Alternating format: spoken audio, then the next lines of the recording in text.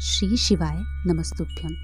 छठा और 7वां अध्याय प्रारंभ। शौनक जी कहते हैं, महाप्राग व्यास शिष्य सूत जी, आपको नमस्कार। आप धन्य हैं, शिव भक्तों में श्रेष्ठ हैं। आपके महान गुण वर्णन करने योग्य हैं। अब आप कल्याण में शिव पुराण के श्रवण की विधि बतलाइए, जिससे सभी श्रोताओं को संपूर्ण उत्तम फल की प्राप्ति हो सके। सूत जी ने कहा, मुनि शौनक, अब मैं तुम्हें संपूर्ण फल की प्राप्ति के लिए शिव पुराण के श्रवण की विधि बता रहा हूँ। पहले किसी ज्योतिषी को बुलाकर दान मान से संतुष्ट करके अपने सहयोगी लोगों के साथ बैठकर बिना किसी विघ्न बाधा के कथा की समाप्ति होने के उद्देश्य से शुद्ध मुहूर्त का अनुसंधान कराएं और प्रयत्न पूर्वक देश देश में स्थान स्थान पर यह संदेश भेजें कि हमारे यहाँ शिव पुराण की कथा होने वाली है। अपने कल्याण की इच्छा रखने वाले लोगों को उसे सुनने के लिए अवश्य पधारना चाहिए। कुछ लोग भगवान श्री हरि की कथा से बहुत दूर पड़ गए हैं। कितने ही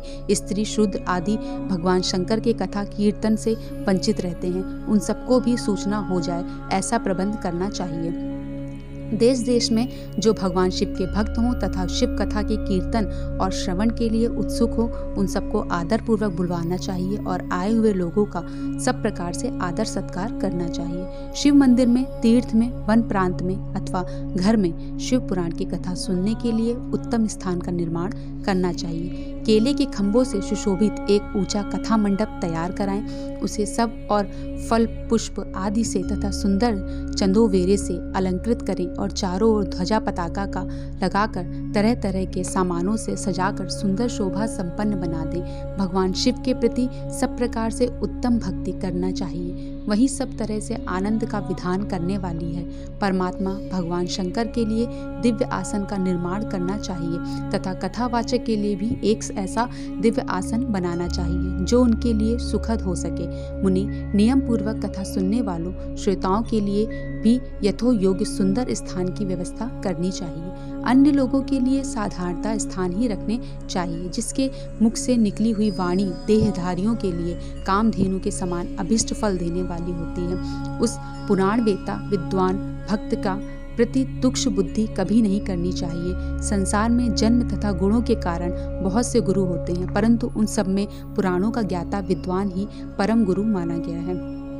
पुराण वेता पवित्र, दक्ष, शांत, ईर्ष्या पर विजय पाने वाले, साधु और दयालु होने चाहिए। ऐसे प्रवचन कुशल विद्वान इस पुण्यमयी कथा को कहें। सूर्योदय से आरंभ करके 3:30 पहर तक उत्तम बुद्धि वाले विद्वान पुरुषों को शिव पुराण की कथा सम्यक रीति से बाँचनी चाहिए। मध्य काल में 2 घड़ी तक कथा बंद रखनी चाहिए, जिससे कथा कीर्तन से अवकाश पाकर लोग मलमूत्र का त्याग कर सकें। कथा प्रारंभ के दिन से एक दिन पहले व्रत ग्रहण करने के लिए वक्ता को छोड़ करा लेना चाहिए। जिन दिनों कथा हो रही हो उन दिनों प्रयत्न पूर्वक प्रातः काल का सारा नित्य कर्म संक्षेप में ही कर लेना चाहिए। वक्ता के पास उसकी सहायता के लिए एक दूसरा वैसा ही विद्वान स्थापित करना चाहिए। वह भी सब प्रकार के संशयों को निवृत्त करने में समर्थ और लोगों को समझाने में कुशल हो। कथा में आने वाले विघ्न की निवृत्ति के लिए गणेश जी का पूजन करें। कथा के स्वामी भगवान शिव की तथा विशेषता शिव पुराण की पुस्तक की भक्ति भाव से पूजा करें। तत्पश्चात उत्तम बुद्धि वाला श्रोता तन मन से शुद्ध एवं प्रसन्नचित हो आदर पूर्वक शिव पुराण की कथा सुने। जो वक्ता और श्रोता अनेक प्रकार के कर्मों में भटक कर रह रहे हैं, काम आदि 6 विकारों से युक्त हों, स्त्री में आसक्ति रखते हों और पाखंड पूर्ण बातें कहते हों, वे पुण्य के भागी नहीं होते। जो लौकिक चिंता तथा धन, ग्रह एवं पुत्र आदि की चिंता को छोड़कर कथा में मन लगाए रहते हैं, उन शुद्ध बुद्धि पुरुषों को उत्तम फल की प्राप्ति होती है। जो श्रोता श्रद्धा और भक्ति से युक्त होते हैं, दूसरे कर्मों में मन नहीं लगाते और मौन, पवित्र एवं उद्वेग शून्य होते हैं, वे ही पुण्य के भागी होते हैं। सूत जी बोलते हैं, शौनक, अब शिव पुराण सुनने का व्रत लेने वाले पुरुषों के लिए जो नियम है उन्हें भक्ति पूर्वक सुनो। नियम पूर्वक इस श्रेष्ठ कथा को सुनने से बिना किसी विघ्न बाधा के उत्तम फल की प्राप्ति होती है। जो लोग दीक्षा से रहित हैं, उनका कथा श्रवण में अधिकार नहीं है। अतः मुने, कथा सुनने के लिए इच्छा वाले सब लोगों को पहले वक्ता से दीक्षा ग्रहण करनी चाहिए। जो लोग नियम से कथा सुने, उनको ब्रह्मचर्य से रहना चाहिए, भूमि पर सोना, पत्तल में खाना और प्रतिदिन कथा समाप्त होने पर ही अन्न ग्रहण करना चाहिए। जिसमें शक्ति हो वह पुराण की समाप्ति उपवास करे, शुद्धता पूर्वक भक्ति भाव से उत्तम शिव पुराण को सुने। इस कथा का व्रत लेने वाले पुरुषों को प्रतिदिन एक ही बार हविष्यान्न भोजन करना चाहिए। जिस प्रकार से कथा श्रवण का नियम सुखपूर्वक सध सके वैसे ही करना चाहिए। गरिष्ठ अन्न, दाल, जला अन्न, सेम, मसूर, भाव दूषित तथा बासी अन्न को खाकर कथाव्रती पुरुष कभी कथा को ना सुने। जिसने कथा का व्रत ले रखा हो वह पुरुष प्याज, लहसुन, हींग, गाजर, मादक वस्तु आदि आमिष कही जाने वाली वस्तुओं को त्याग दे। कथा का व्रत लेने वाला पुरुष काम, क्रोध आदि 6 विकारों को, ब्राह्मणों की निंदा को तथा पतिव्रता और साधु संतों की निंदा को भी त्याग दे।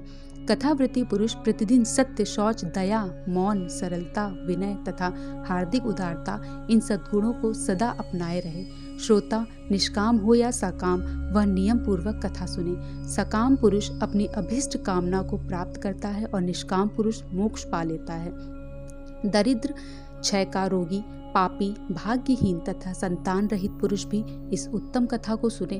काक, बंध्या आदि जो 7 प्रकार की दुष्ट स्त्रियां हैं वे तथा जिसका गर्भ गिर जाता हो वह इन सभी को शिव पुराण की उत्तम कथा सुननी चाहिए। मुनि, स्त्री हो या पुरुष सबको यत्न पूर्वक विधि विधान से शिव पुराण की यह उत्तम कथा सुननी चाहिए। महर्षि, इस तरह शिव पुराण की कथा के पाठ एवं श्रवण संबंधी यज्ञोत्सव की समाप्ति होने पर श्रोताओं को भक्ति एवं प्रयत्न पूर्वक भगवान शिव की पूजा की भांति पुराण पुस्तक की भी पूजा करनी चाहिए। तदंतर विधि पूर्वक वक्ता का भी पूजन करना आवश्यक है।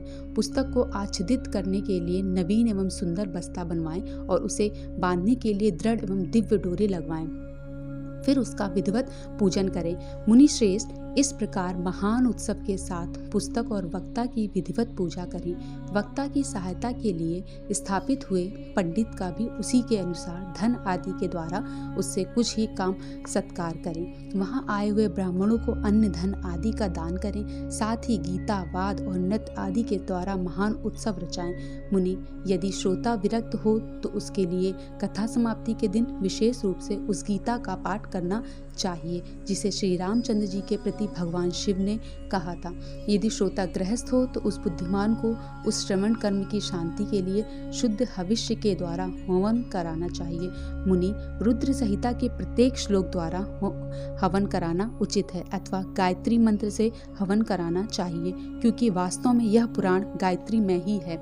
अथवा शिव पंचाक्षर मूल मंत्र से हवन करना उचित है। हवन करने की शक्ति न हो तो विद्वान पुरुष यथाशक्ति हवन के हविष्या ब्राह्मण को दान करें। न्यूनाति अतिरिक्त रूप दोष की शांति के लिए भक्ति पूर्वक शिव सहस्त्र नाम का पाठ अथवा श्रवण करें। इससे सब कुछ सफल हो जाता है, इसमें संशय नहीं है, क्योंकि तीनों लोकों में उससे बढ़कर कोई वस्तु नहीं। कथा श्रवण संबंधी व्रत की पूर्णता की सिद्धि के लिए 11 ब्राह्मणों को मधु मिश्रित खीर भोजन कराएं, उन्हें दक्षिणा दें। मुनि, यदि शक्ति हो तो 3 तोले सोने का एक सुंदर सिंहासन बनवाएं और उस पर उत्तम अक्षरों में लिखा अथवा लिखाई हुई शिव पुराण की पोथी विधि पूर्वक स्थापित करें। तत्पश्चात पुरुषों की उसकी आवाहन आदि विविध उपचारों से पूजा करें, दक्षिणा चढ़ाएं। फिर जितेंद्र आचार्य का वस्त्र, आभूषण एवं गंध आदि से पूजन करें। दक्षिणा सहित वह पुस्तक उन्हें समर्पित कर दें। उत्तम बुद्धि वाला श्रोता इस प्रकार भगवान शिव के संतोष के लिए पुस्तक का दान करें।